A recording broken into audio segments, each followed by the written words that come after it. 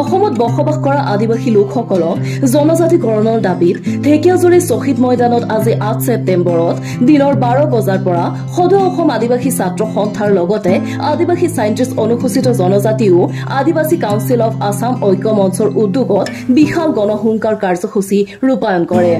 আজিৰ উক্ত গণহুংকাৰ কাৰ্যসূচীত সদৌ অসম আদিবাসী ছাত্ৰ সন্থাৰ কেন্দ্ৰীয় সভাপতি প্ৰদীপ নাগ, সম্পাদক নুৱাজ বাৰ্লাৰ লগতে বিষয়ববীয়াসকল উপস্থিত থাকে।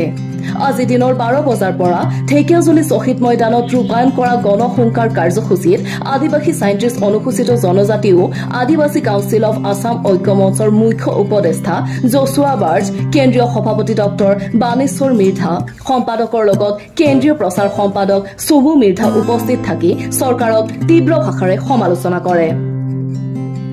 আদিবাসী সাইন্টিষ্ট অনুসূচিত জনজাতি ঐক্য মঞ্চৰ সভাপতি হিচাপে আজি আমাৰ যেটো জনজাতিকৰণৰ যেটো হুংকাৰ আমি ঢেকিয়াজুলি শহীদ নগৰত শহীদ ময়দানত আজি দিছোঁ, এইটো গোটেই অসম জুৰি আমাৰ অসমৰ আদিবাসী সমাজে আজি যোগদান কৰিছে আৰু সকলোৱে আজি মানে এটা গণহুংকাৰ দিছে যে জনজাতিকৰণ আমাৰ হ'ব লাগিব।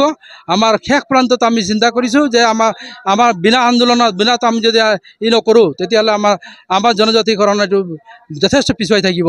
আৰু সেই হিচাপে আমাৰ আজি অসম চৰকাৰে তথা ভাৰত চৰকাৰে এনেধৰণে কিছুমান ৰাজনীতি মেৰপাকত এইটো সোমাই ৰাখিছে যে আমাৰ জনজাতিকৰণৰ যিটো ইছ্যু সেই ইছ্যুটোক কেৱল মাত্ৰ মানে বাহানেৰে আমাৰ অসম চৰকাৰৰ মুখ্যমন্ত্ৰী ডক্টৰ হিমন্ত বিশ্ব শৰ্মা দেৱে মানে সেইটো সম্পূৰ্ণভাৱে তেওঁ বিতাড়িত কৰি তেওঁ মানে পিছুৱাই গৈ আছে।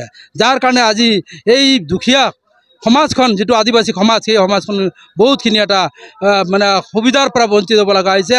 আজি ক্ৰমান্বয়ে যিবিলাক নেকি কিছুমান ধৰক আজি 5টা ইতিমধ্যে আমাৰ কেইবাটাও অট'নমাছ কাউন্সিল হৈ গ'ল আৰু কেইটামান অট'নমাছ কাউন্সিল হ'বলৈ গৈ আছে। এতিয়া সেই অট'নমাছ কাউন্সিলবিলাকৰ পৰা আমাৰ ভূমিস্বত্ব অধিকাৰক কাঢ়ি যেটো লোৱাৰ মানে ব্যৱস্থা কৰি আছে সেইটো সঁচাকৈ এটা বৰ দুখ লগা আৰু বৰ ঘৃণনীয় এটা লজ্জাজনক কথা। এটা যেটো যাতে নেকি 1886 চনতে tenancy act land tenancy act বুলি এটা যেটো পাছ কৰিছিল ব্ৰিটিছ চৰকাৰে, ব্ৰিটিছ পাৰ্লিয়ামেণ্টত পাছ হৈছিলে, সেই এক্টৰ অধীনত এই আদিবাসী সমাজক এটা সুৰক্ষিত কৰি ৰাখিছিলে।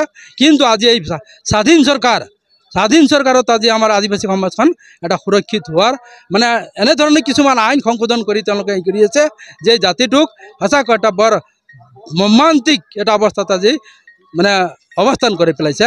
গতিকে আমি এই গণহুংকাৰৰ মাজেদি আজি আমাৰ অসম চৰকাৰ মুখ্যমন্ত্ৰী দেৱক আমি অনুৰোধ কৰিছোঁ, তেখেতক আমি অৱগত কৰাইছোঁ, তেখেতক আমি আজি এই মাধ্যমেদি আমি জনাই আছোঁ যে তেখেতে অনতিপলমে এই বস্তুটো চিন্তা কৰক। কিন্তু যদি চিন্তা নকৰে তেতিয়াহ'লে আহি থকা যেটো নেকি আমাৰ পঞ্চায়ত ইলেকশ্যন, আমাৰ 26ৰ যেটো ইলেকশ্যন, যেটো নেকি বিধানসভাৰ ইলেকশ্যন হ'ব, সেই বিধানসভা ইলেকশ্যনত আমি ইয়াৰ সম্পূৰ্ণভাৱে ইয়াৰ মানে প্ৰত্যুত্তৰ দিম বুলি আমি সাজু হৈ আছোঁ।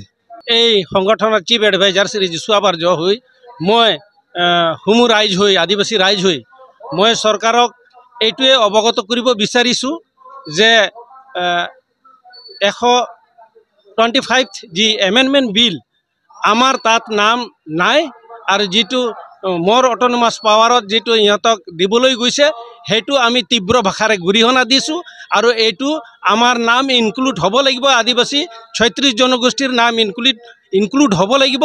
যিহেতু চৰকাৰে নিজে আমাৰ লগত ত্ৰিপাক্ষিক বৈঠকত তেওঁ দলিল স্বাক্ষৰ হৈছে, সেইমতে আমি পাব লাগিব।